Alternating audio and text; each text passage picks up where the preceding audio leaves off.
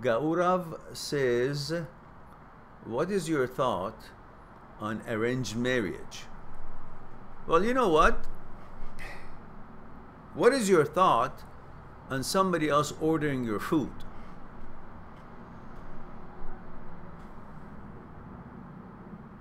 Answered your question? How do they know what you really like better than you know? How much salt, how much pepper, how much this, how much that, what vegetable, meat, what kind of meat, what kind of vegetable, this, that. How could they? Suddenly, the biggest, one of the biggest decisions of life is made by somebody else for you. How wonderful could that be? I don't mind introduction. Well, you know, you introduce two people and they go and see if they hit it off all right or not. But arranged marriage, that's a sophisticated choice. Very risky. It's risky already when you choose your spouse yourself. There's so many things. That's one of the reasons why we're here. Try to make you understand that what we are is not what we look like. That we make our decisions on choosing our mate on the basis of how she looks, how pretty she is, how fine her body is. We should understand that the center of us, inner, our core, our center is what we are, who we are. Our consciousness, how is that put together? Therefore, we know how we are put together, who we are, through understanding our consciousness, and through understanding how the consciousness is put together. What's the role of thought? What kind of thought? Fear, desire, ego. Do we understand this from ourselves to know who we are, let alone from somebody else, and before we know how she is, how they are? So that's why we are trying to motivate people to understand about who they are through their inner psyche. Now, how could somebody else that is choosing your wife know about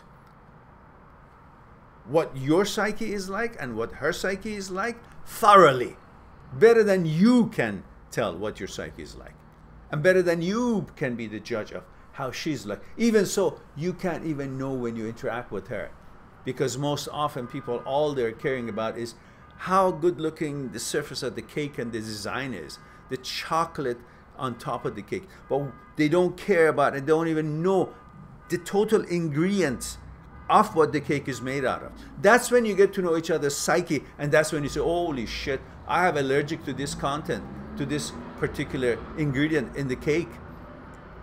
I can't stand her consciousness, the way she operates and thinks, and the glitches that she has in her own mind and way of dealing with life, shortcomings. But you never know these things until it's too late. When you directly are in contact with each other, interact, let alone if somebody else arranges for you, you don't even know shit about each other.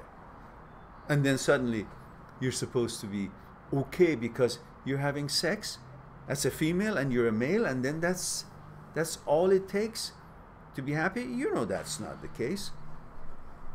So I don't agree with arranged marriage at all. It's not 1,000 years ago when women were commodities and they were properties in a way. Both should be free, check each other out, get to know each other for a few years and thoroughly interact, and then otherwise you get married because it's been arranged, because you haven't even seen each other, touched each other, contact in each other, interact with each other in daily life, in real life, haven't had sex with each other. And so all that is encouraging you to get married because of all the hormones and the sex and intimacy and all the promises and all the but how much do you know of each other? Is sex going to keep people together?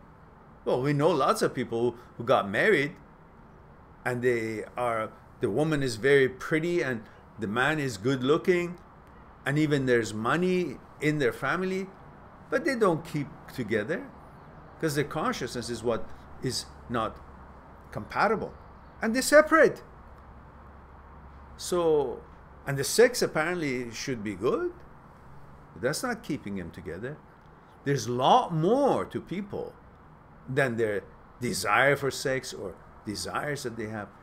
It's how this is ticking and how this is compatible, and that's how this feels through that, their interaction with each other, how they actually are in harmony with each other. And that comes through bonding through consciousness. So, and that happens through knowing each other. How could they know each other when they're arranged for each other? On what basis? Who chose them? How much do they know? Anyhow,